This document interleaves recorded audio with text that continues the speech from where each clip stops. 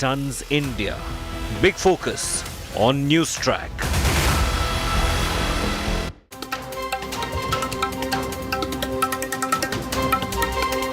Another blood-curdling murder stuns, shocks and keeps India awake. This one from the national capital once again.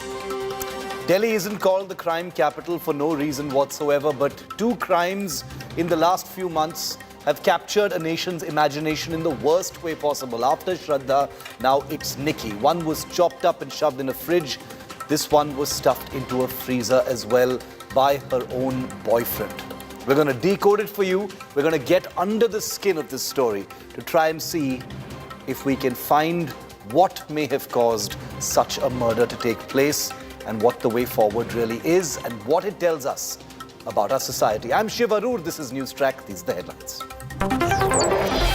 Income tax search is underway at BBC offices for over 30 hours now. The survey is likely to continue till tomorrow.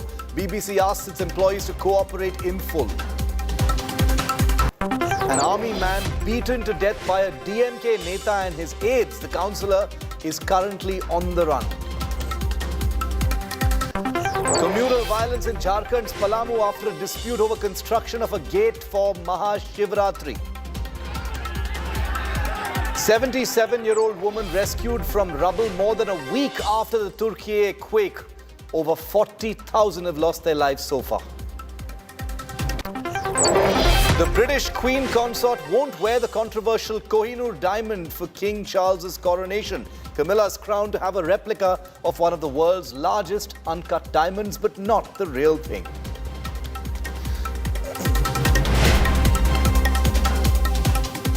The horrors of the Shraddha Walkar murder are still fresh in India's memory.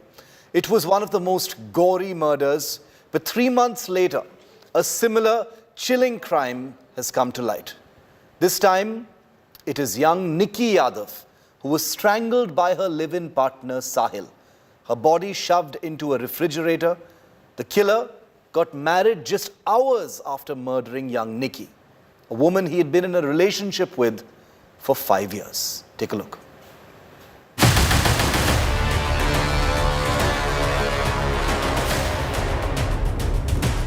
Shraddha Walkar and Nikki Yadav, victims of two horrifying murders, with the same modus operandi and motive. Bodies of the two live-in partners stored in fridges, and in both instances, the killers were chillingly remorseless. A terrifying rerun of the Shraddha murder case in Delhi. 22-year-old Nikki Yadav strangled by her live-in partner, 24-year-old Sahil Gehlot, earlier this month, after a heated tiff over his impending marriage. The accused strangled Nikki with a mobile charging cable in this car after she questioned his marriage.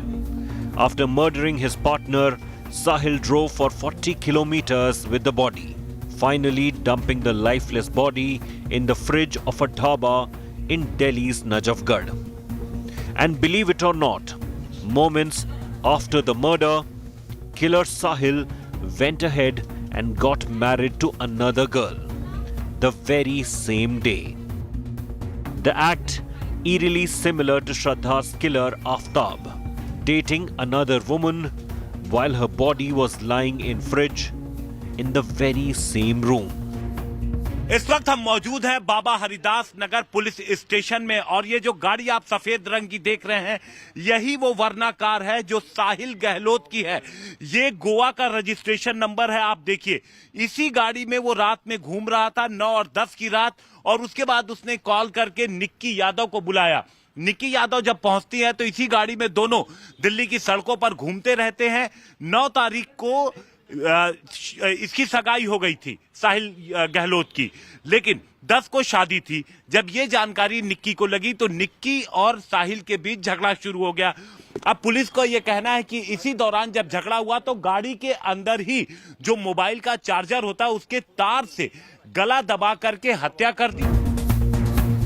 India Today accessed Nikki's CCTV images moments before she went to meet Sahil and got murdered. Unlike Shraddha's missing body parts, cops recovered a fully preserved body of Nikki from the fridge of the dhaba. बाहरी दिल्ली का ये इलाका है नजफगढ़ के आगे। ये ढाबा है, ये बंद सा इलाका है। ये ऐसा नहीं कि ये ढाबा वर्किंग है। यहां पर एक फ्रिज में ला करके उसने निकी की लाश को रख दी थी क्योंकि उसकी शादी थी। अब पुलिस ये पता लगाने की कोशिश कर रही है कि किस तरीके से उसकी आगे प्लानिंग क्या थी, वो बॉडी को कैसे ठिकाने लगाने वाला था। फोन्स में जो भी डाटा है उसको रिकवर करेंगे और जो जहाँ जहाँ वो उसको घुमा के लेके गया मर्डर के दौरान, वहाँ की कोशिश कर रहे हैं अगर सीसीटीवी फुटेज वगैरह मिल जाए। हालांकि रात का समय है तो वो सारे साक्ष्य हम जुटा रहे हैं। Nikki's father said his family was unaware about Nikki's relationship and Sahil had misled him about her whereabouts. 10 तारीख के बाद बात हुई थी साहिल से? हाँ जी। तो क्या बोला था उसने जब पूछा अपनी बेटी के बारे में? मैंने बोला जी मेरी बेटी कहाँ है, तो उसने बोला कि आपकी बेटी तो घूमने गई है। मैं कहाँ घूमने गई? कह रहा वो अपने दोस्तों के साथ देहरादून मंसूरी घूमने गई है। मैंने उसका फोन कहा है, कह रहा उसका फोन मेरे पास छोड़ दी। मैं क्यों तुम्हारे पास फोन कैसे छोड़ दी? कह रहा बस वो ऐसे ही छोड़ दी कि मैं फोन ही ले जाऊंगी, ऐसे जाऊँ। क्या आपकी जो बेटी निक्की, उसका फोन ऑन था? नहीं जी, फोन ऑफ था। हाँ जी, फोन ऑफ है। फोन उसी के पास है, उसने तो बोल रखा कि फोन मेरे पास है। The family also made a desperate plea for justice. ये कानून जो कानून है देश की जी, जो अम्बेडकर की जो कानून है बनाई है अम्बेडकर ने, उस कानून में तो फैसला होगा। अगर नहीं होगा तो हम अपने हाथ से फैसला करेंगे, कोई दिक्कत नहीं है। अब ये जो घटना हो गई है तो आपकी क्या मांग है, क्या चाहते हैं sir?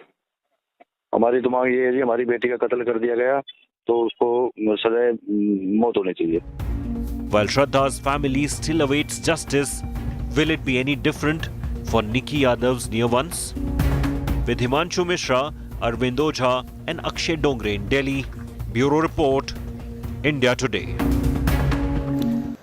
And joining me live on Newstrack, the police officer who has led the team cracking this case, Ravindra Yadav, Special Commissioner of Police Crime of the Delhi Police. Mr. Yadav, good evening to you. Thank you very much for your time here on Newstrack. My first question to you on the Nikki Yadav murder case, sir.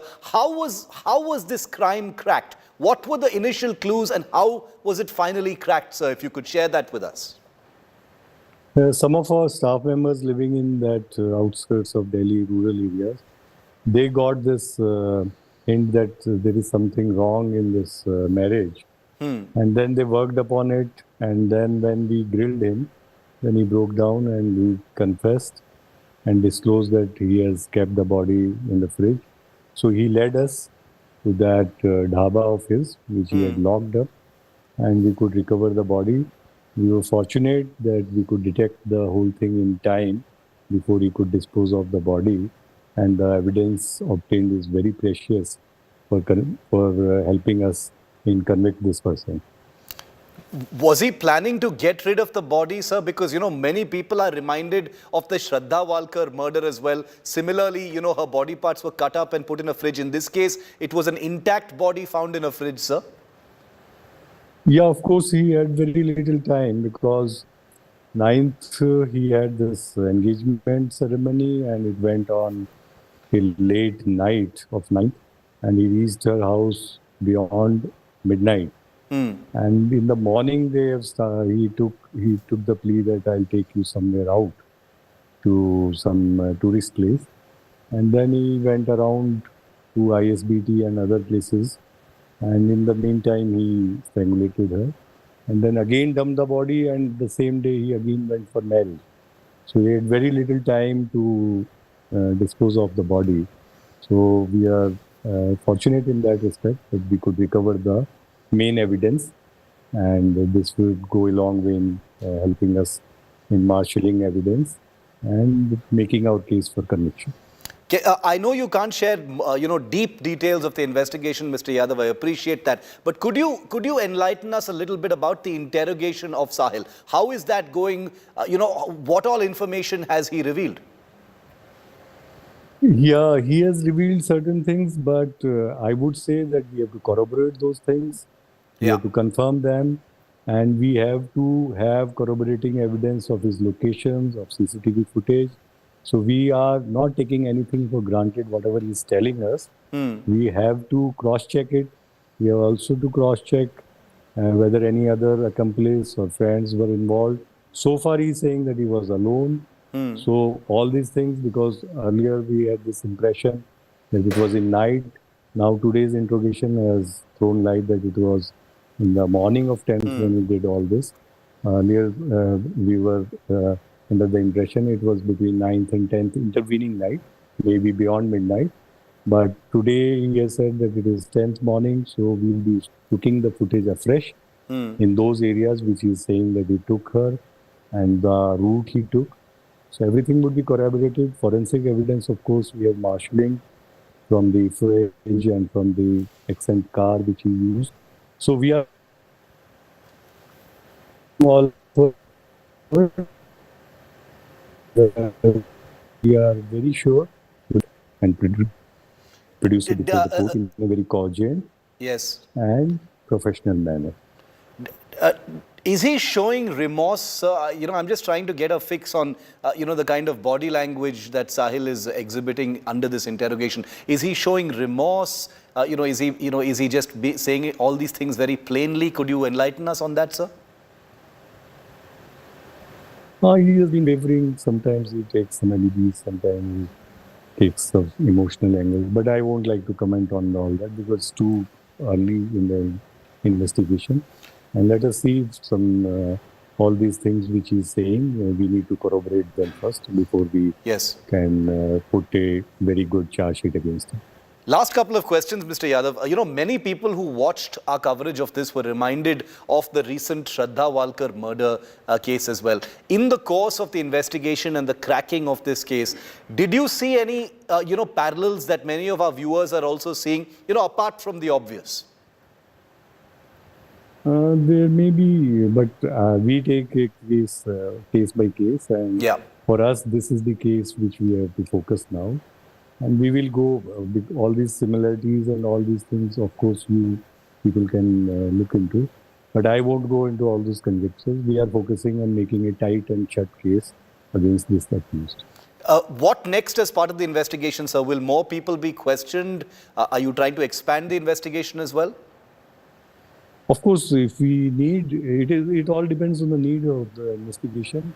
If we feel that we need some witnesses who would corroborate the story which he's telling or which will contradict him, whatever is required for investigation, that will of course be done very expeditiously.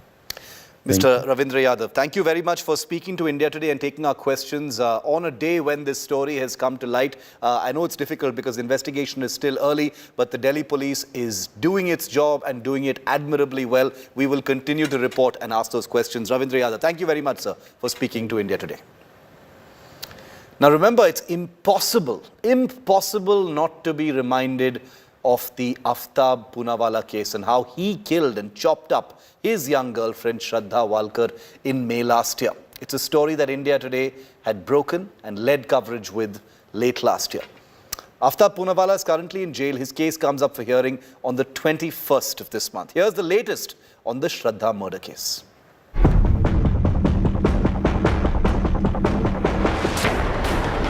Two murders, 3 months apart, but eerily similar.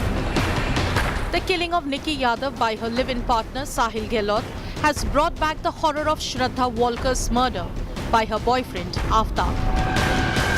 28-year-old Aftab Poonawalla continues to be in jail. He has in fact asked for a pen or pencil and a notebook to make notes on his case. Aftab has also asked a Delhi court to allow him access to English novel and his academic certificates. Delhi police have filed 6,629-page charge sheet in the Shraddha Walkar murder case. It was murder most foul that had stunned India. Aftab allegedly strangled Shraddha, 27-year-old, on May 18, 2022 at their rented accommodation in South Delhi's Chhatarpur.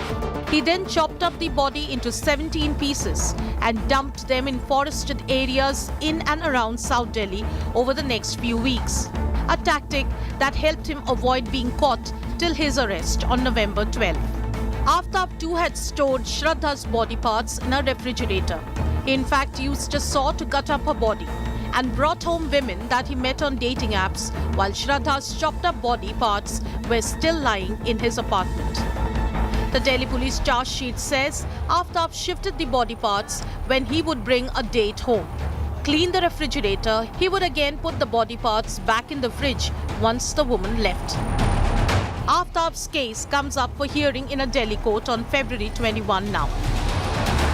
Bureau Report, India Today.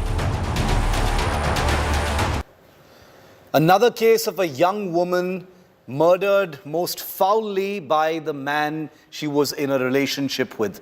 Another murder, another crime in which the man has gone about his normal life apparently just hours or minutes after committing that crime.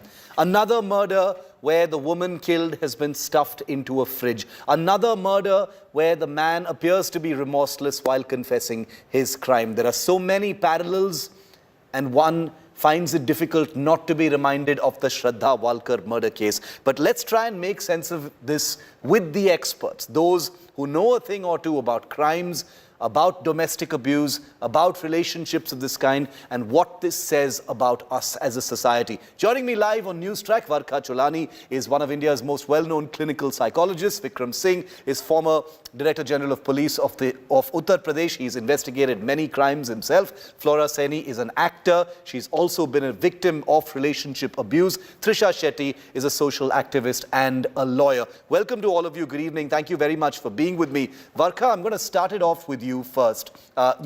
We've had you on during the Shraddha Walkar coverage as well. It's difficult not to be reminded of that. An apparently totally normal scene, a relationship, a man committing a horrific crime, shoving the body of a woman into a fridge, and then carrying on totally normally. What did you think when you first heard about this? I just believe that there are psychopaths all over the place. And I do believe that somewhere around what is happening in the recent past is, if you see the age group of people committing these kind of heinous acts and feeling absolutely remorseless, maybe a tendency of us as parents bringing up, particularly sometimes more boys than girls, with complete no consequences to their behavior. So they are literally getting away with murder. And their ability to tolerate frustration, especially rejection from the girls that they date, because they have very strange ideas of love and being loved, okay? And they're not able to withstand the rejection that someone says, no, I don't want to marry you, or I don't want to be with you, and possibly never experiencing a no in their families, in their homes, never having faced consequences for anything that, they've done, which is a wrong, so to speak. They possibly just believe that they are entitled, that they have to get their way. And it's a very sorry state, because society at large, particularly Indian society, is getting away with pretty much everything. There is no penalty, there are no consequences. And I think we are in an anarchy, a social ecosystem which is now getting into aggressive, demonstrative, and they believe, unfortunately, that they can get away. And they are getting away. And that's why I think a large part of us have to look at ourselves and ask ourselves, how are we bringing up our children? Why are we allowing them to face no deprivation? Why are we allowing them to get away with anything and everything? Why are there no consequences to bad behavior?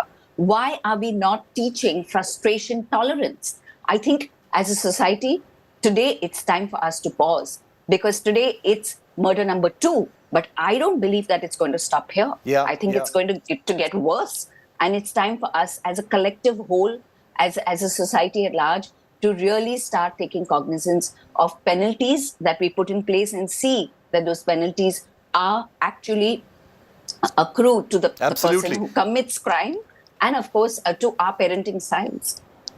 And obviously, it may not be just two, because, you know, I have to say this, the media tends to focus on cases like these because they happen in the big cities. There must be cases of this kind happening elsewhere in the country as well that, you know, evades the big media's eye. I will be honest when I say that. Flora, you know, I don't want to ask any leading questions because I genuinely want to know what all of you think about this case. You know, coming as it does so soon after the Shraddha Walkar murder. Flora, thoughts about this particular crime? It just, I don't know, it feels, leaves me absolutely numb because we just had Shraddha's case. Yeah.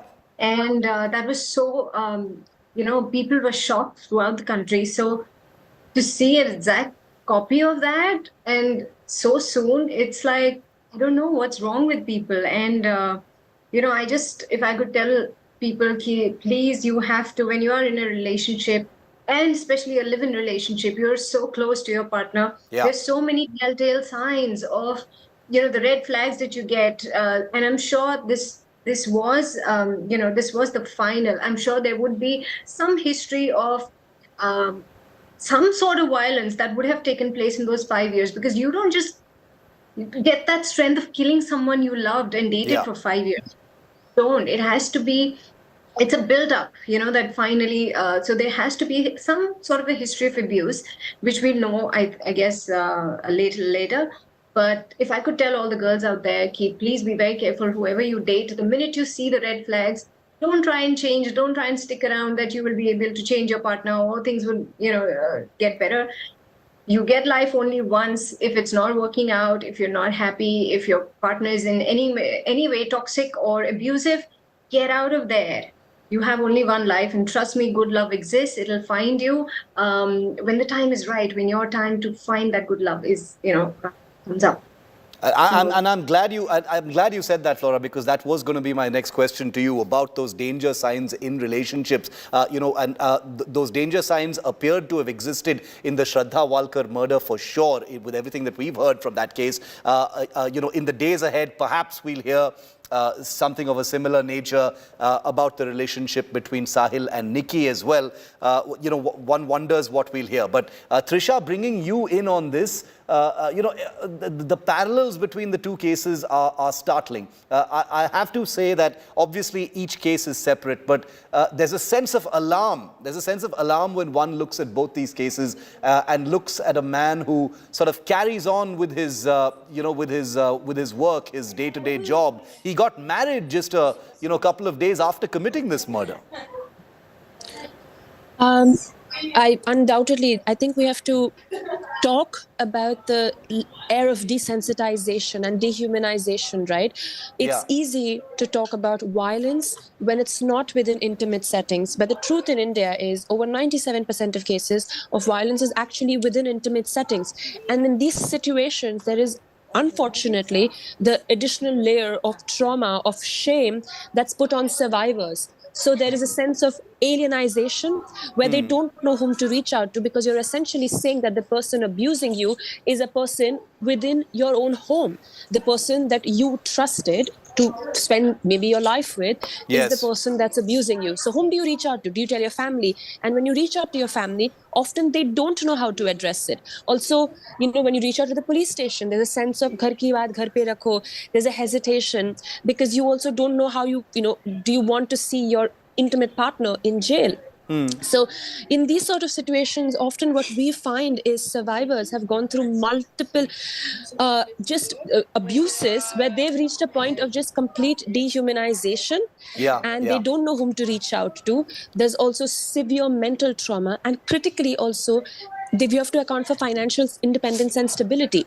That becomes a huge factor, right? When you're sharing a home with person, your finances are intertwined. So you can't just pack up your bags and leave because you have to worry about finances. And then if there's a child in the equation, that's another factor. So this is a multi-level factor. And then, of course, when you talk about such violent cases, you are right that these violent cases come to light, but there are so many instances of abuse happening within homes that are just going unaddressed. Absolutely. I want to, you know, I wanted to go back to Flora for just a minute, but I want to get that opening comment from Vikram Singh as well. Mr. Singh, the investigation was a very short one. It was cracked very, very quickly. Is there an element of crimes of this kind being inspired by earlier crimes? I apologize if that's an oversimplistic question, but here you have a man who has shoved his girlfriend's body into a fridge. The same sort of thing happened in the Shraddha Walkar case as well. Absolutely, Shiv, you nailed it. Because there is a precedence, and precedence in close proximity of time. Then there are web series, and there are also Netflixes and other channels which give wrong kind of ideas to the youth. Shraddha Walkar case perhaps is an example where perhaps Sahil got ideas, and he probably thought that if Aftab continues to be alive and continues without any sign of any punishment given to him till date, only a charge sheet, well, he probably thought he will get away with this murder too. That, of course, is again a set.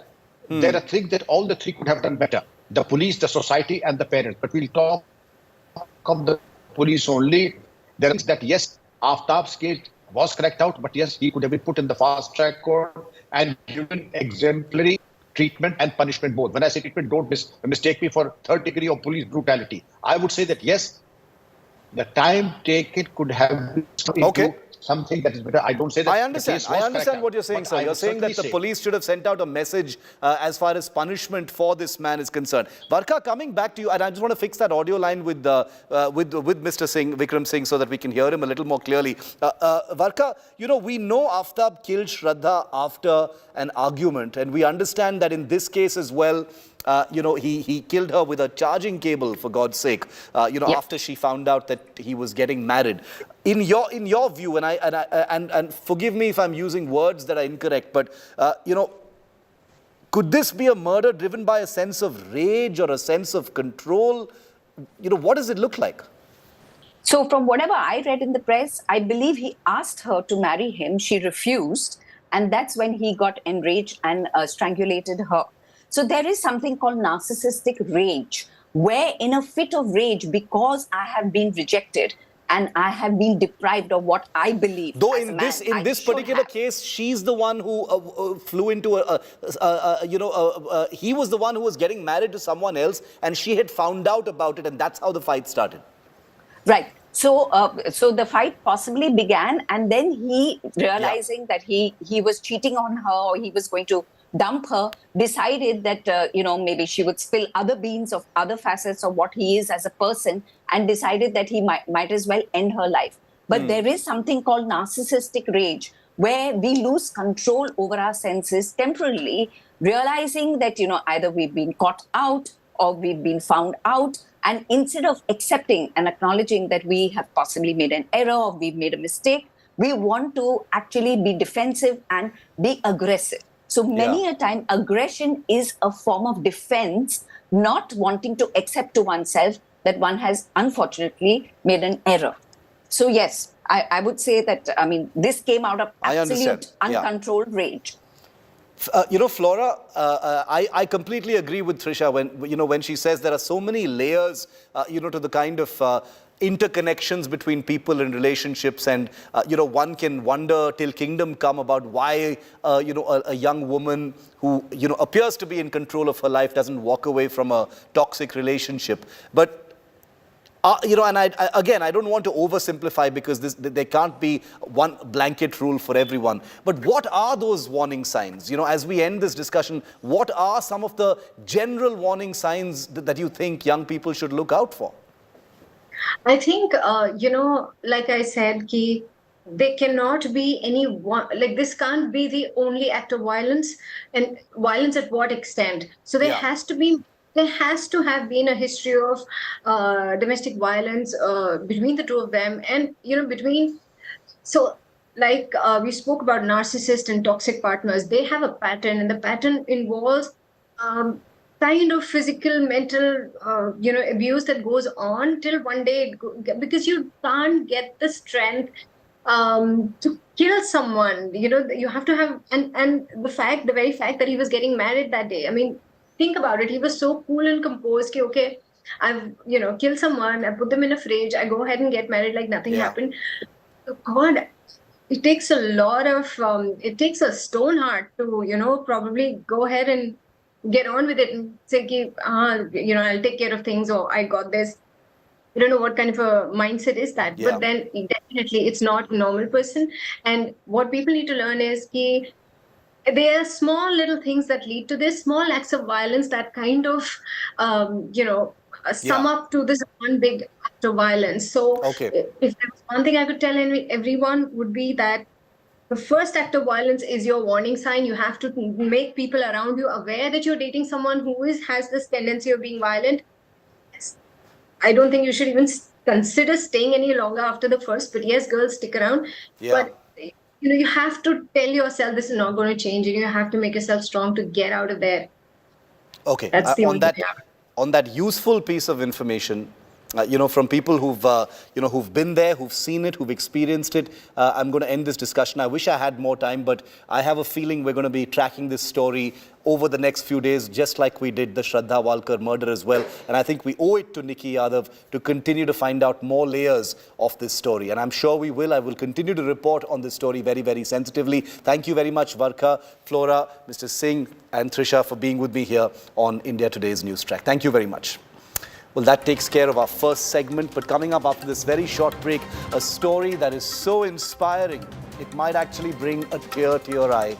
A young veterinarian risks her life, gets into a cage, goes down into a well, and for what? To rescue a terrified, trapped young leopard.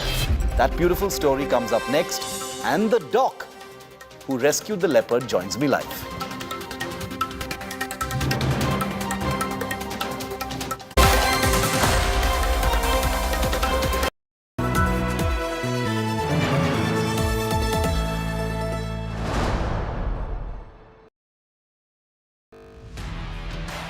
Over 3 decades, Business Today has delivered news, views and analysis like no other, chronicling India Inc.'s journey through time. Now, at 31 years, Business Today presents the future. Mission 2047, Road to India at 100. With Indian industry's biggest stalwarts and an exclusive interview with Google CEO Sundar Pichai.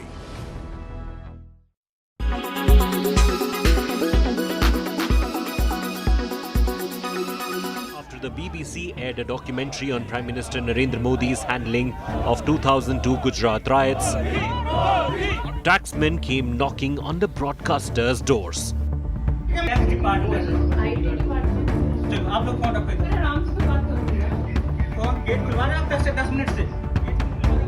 Income tax officials carried out surveys at the BBC's Connaught Place office in Delhi and offices in Mumbai's BKC and Khar.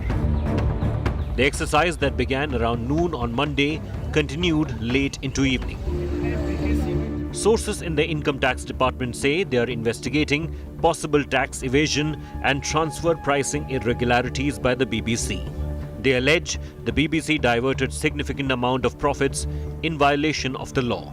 The IT sources claim the broadcaster ignored several notices issued in the past. Sources in the BBC office say the employees were not allowed to use their phones. Multiple phones and electronic devices of employees, particularly from Finance and Accounts Department, were allegedly seized. The BBC says they are cooperating with the income tax officials. The BJP has come out in strong defense of the income tax investigation against the BBC, while many opposition leaders are comparing it to the emergency. यहाँ हम JPC की मांग कर रहे हैं अडानी के मामले में, और वहाँ सरकार बीबीसी के पीछे पड़ी हुई है। विनाशकाले विपरीत बुद्धि। बीबीसी के अगर कृत्य देखें, जिसके उदाहरण मैं आपके समक्ष अभी पेश करूंगा, तो ये पूरे विश्व की सबसे भ्रष्ट बकवास कॉरपोरेशन हो गई है। और दुख की बात यह है कि बीबीसी का प्रोपेगेंडा और कांग्रेस का एजेंडा एक साथ मेल खाता है। The tax investigation comes soon after the political fight over alleged censorship by the government. The centre had forced social media websites to remove links to the controversial BBC documentary that covered Narendra Modi's role as Gujarat CM during the riots. The government and the ruling party accused the BBC of running propaganda against the Prime Minister and ignoring the Supreme Court's clean chit in the case. The BJP also accused the BBC of taking funds from Chinese telecom company Huawei and doing their bidding. With Divyesh Singh and Mustafa Sheikh in Mumbai and Milan Sharma and Ashutosh Mishra in Delhi, Bureau Report, India Today.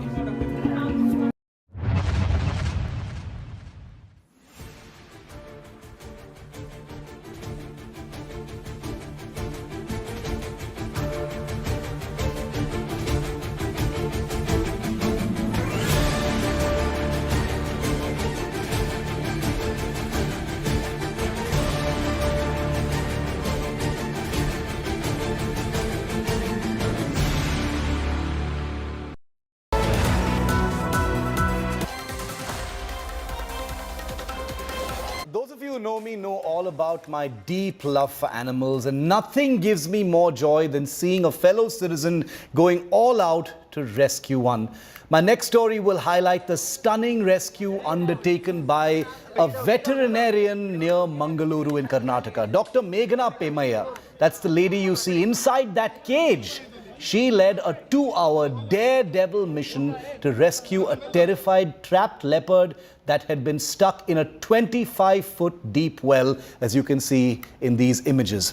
Armed with a gun, darts and other equipment, Dr. Meghna sat inside that cage that was lowered into the well. She then carefully sedated the leopard that was stuck for nearly 36 hours, pulled the animal into the same cage as she was sitting in and brought it up carefully to safety. The dramatic 2-hour rescue operation took place near a house in Nidodi of Katil, about 35 kilometers from the city of Mangaluru.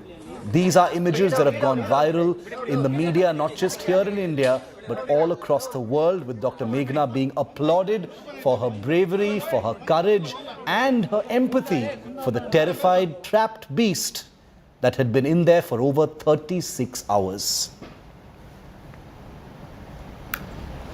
And it's my honor and privilege to tell you that Dr. Meghna Pemaya joins me live from Mangaluru this afternoon. Dr. Meghna, so nice to see you here on India Today. I know you know that those images of your rescue of that beautiful creature are being appreciated and admired everywhere. I personally, salute you for the work that you've done. It's one leopard, but it's one life saved. I want you to tell us about how it all worked out. When did you hear about this leopard? How did you think about doing this whole thing, and how did it happen? First of all, thank you so much for that. I mean, it means a lot to me and my team that we are appreciated so much for the work that we've done. So actually, we got a call from the Montpidri Forest Department on Sunday around 9:30 a.m. And Dr. Yashasvi Naravi, actually, he's been in this field of rescuing wildlife around Mangalore for the past 6 to 7 years. So he assembled our team, and we head to the spot. And once we went there, we already realized that the forest department had already done, already gotten all the gun, the darting equipment, everything ready. The cages were ready, and they'd also done quite a bit of crowd control. So they made it quite easy for us. So once we reached the spot, all that we had to do was assess the situation, what could be done, planned everything. So when we looked down into the well, all we could see was like an empty well, nothing other than, the mud at the bottom of the well. So then we were like, we weren't even sure, how big the leopard was, or, if it is injured. We had no idea about it. So then we decided the only other option for us to get the animal out safely would be, if one of us went into that cage and then, darted the animal. So we were 4 vets actually, Dr. Prithvi, Dr. Nafiza, Dr. Yashasvi Naravi and me. So it was just a thing that, all of us were ready to go into that cage. But I volunteered to get in first. So it was like an okay thing. The whole time, it was, that little fear was there. But at that point, I was only thinking about, just going down, finishing the rescue operation as smoothly as possible and get the leopard back to safety. Yeah. So, and the locals and the forest department were extremely supportive. So once we decided this was the plan, took quite a few test shots with the gun to check if everything was working fine. Then took all the medicines, and then I went into the cage. Then the locals and the forest department very carefully put me, down to the bottom I wanted to ask you, Dr. Meghna, how did it feel to be inside that cage? I'm very curious to know how you felt being inside that cage. Like I said, initially that little bit of fear was there.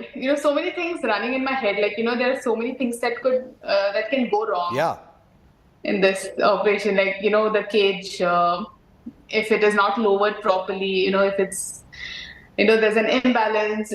So many things could have gone wrong if the animal had attacked the cage.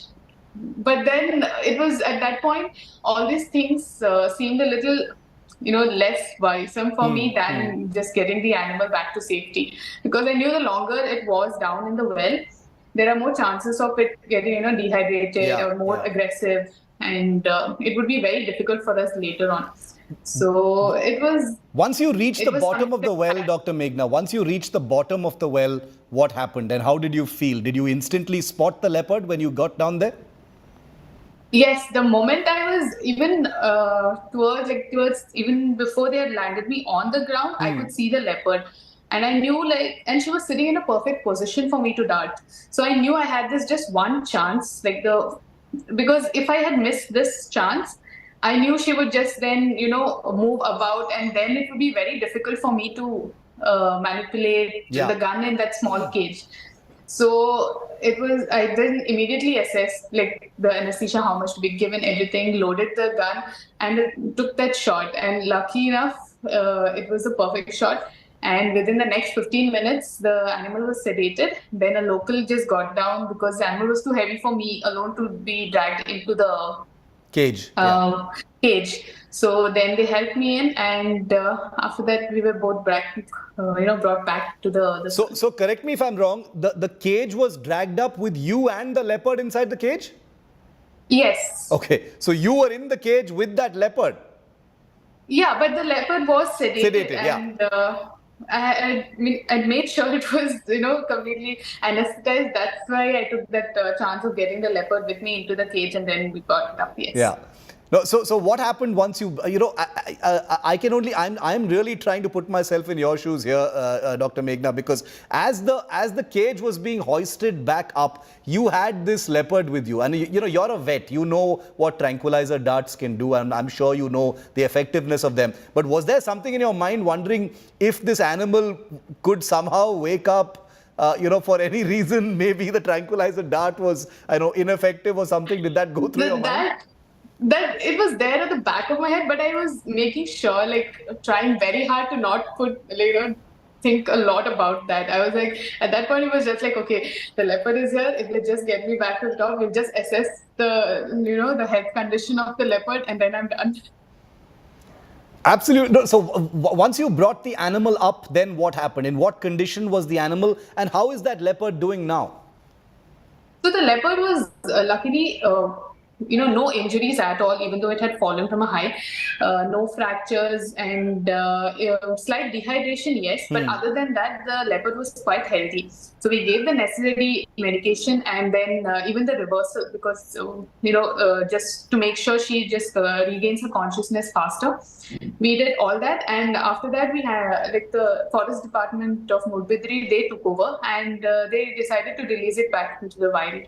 You're a vet, Dr. Meghna, and obviously you feel a connection with animals. Your life is your career and your profession is literally about saving the lives of animals. Do you feel a personal connection with each beast? Did you feel some kind of a personal connection with this poor, trapped, terrified little leopard in that well? Because you spent a lot of time saving it. So I'm going to speak for all veterinarians and not just me. We all feel, even a little bit of connection that is always there for every animal that we, try to save. People may think that we may not have that, compassion, but no, every animal we try 100%, put in all our efforts. And sometimes it's, even though there are risks involved, all of us, put that aside and try our best to save the animals. And in this case also it was the same. Our entire team was like, we have to make sure we get that leopard out as fast as possible. And because we didn't know if she was injured or not. I mean, only later when we checked her we found out that she was not injured, but at beginning of the rescue none of us had any idea, so we had to make sure she was okay. So I think anyone in my place also, any veterinarian, I'm sure would have done the same thing that I did. I'm sure, but you are the person who went down here and now everyone's talking about you. Last few questions, Dr. Meghna. Where is this leopard now?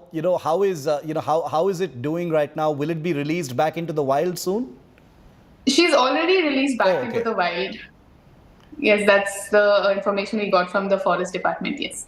And it's whenever one reads the news about leopards, it's always about a leopard having attacked someone. Recently there were some injuries that people sustained, and you're the kind of person who knows deep down inside, and so do I, that this is about human encroachment on the habitats of these creatures. It's not the other way around. These leopards have not come into our spaces, we've gone into their spaces, and that's the reason why this is happening. Do you get a lot of calls? Do you get a lot of information about this kind of thing happening?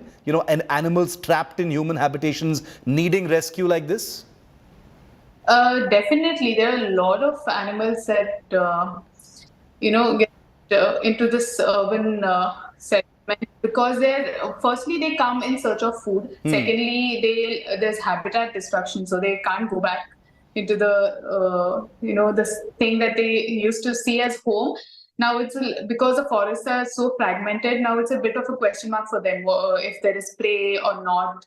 And it's not just leopards. So even snakes, we see a lot of snakes entering the house and all, and it's very sad. So because they just come in search of food and shelter from the sun, because their natural habitat is being lost. But again, it's a moral dilemma, because when a human life is also involved, we need to be very careful about what we do. Yeah. So, I would actually tell that if somebody sees a wildlife, that is in need to be rescued, like it has come into the human settlement, and you're are scared about it, don't try to harm the animal. Immediately, if you can report to the forest department or wildlife rescuers, they will make sure, they will ensure your safety also and the safety of the animal, and that's what we all want.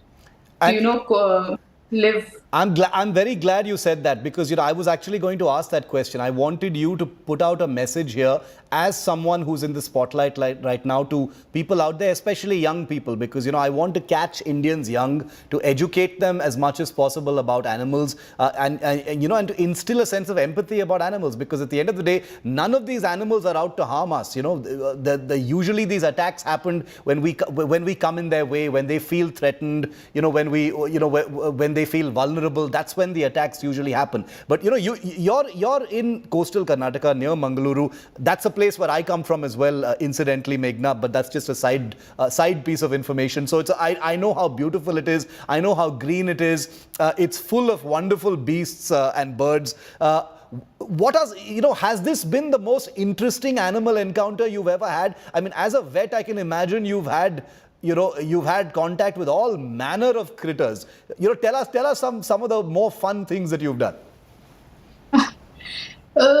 Honestly, I don't know. I treat each animal as a special every rescue that we get, even if it's a small myna or a sunbird, or even if it's a leopard, for me, they're all like, an exciting thing to deal with. So I wouldn't say if I have any favorites to pick from, but but they're all interesting, and especially if we have to rehabilitate them. So they take a lot of, a thought process, and it's challenging, but it's really satisfying at the end when you, finally release them back into the wild. Like if a bird we've, found somewhere and hand raised them, enough to, rehabilitate them in such a way that we can release them back into the wild. So when we release them, the sense of happiness that we feel, it's just really amazing. So I don't have a favorite, but every animal that I've dealt with, I hear you. this kind of happiness when I've seen them go back to the wild. I can imagine, and I'm sure that leopard, wherever she is right now, is thanking you deep inside. She was asleep when she was rescued by you, Meghna, but obviously, somewhere she must have seen you while you were descending in that cage like an angel from heaven, quite literally in this sense, and rescuing her. And she woke up to find out that she was, safe and sound outside that well and, on her way back to safety. Final question to you, Dr. Meghna. Your quick message to budding veterinarians out there. There may be people who may be considering it. We do know that most people go for, human medical science. Your message to young people out there thinking about a career in this wonderful thing that you do. So I think each profession has its own ups and downs, but for people who want to do veterinarians, I would really, if you have the compassion and the passion to do it, please go ahead with it. Don't think about, there are risks involved or not, because the moment you realize you've saved an animal, the amount of happiness it gives you, I don't think anything else can. So please, if it is something that you all want to do passionately, just go ahead. Dr. Meghna Pemaya, it's been a pleasure. I've learned a lot, and I'm sure our viewers very much value this conversation. I salute you. I salute your courage. I salute the empathy you've shown in rescuing a beautiful creature in this country. Thank you so much for joining me here on India Today. Thank you. Thanks.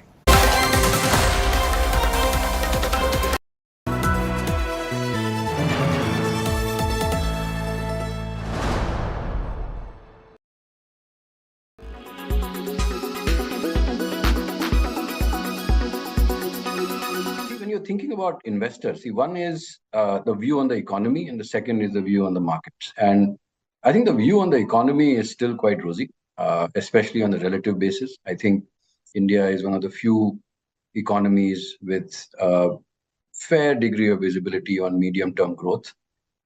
The challenge for the last 16 months, and that continues, has been on the markets, because they were pricing in a lot of that optimism by, I think, August, September of 2021. And since then, we have seen this period of consolidation, which I think can run for another year or so. Now, I'm actually less in the camp of the India versus China trade, meaning that if China does well, then India does badly, and vice versa. I'm more in the India and China trade, because when we did this bottom-up analysis of 6,300 funds, we realized that even during the period in which we saw significant FII selling from India,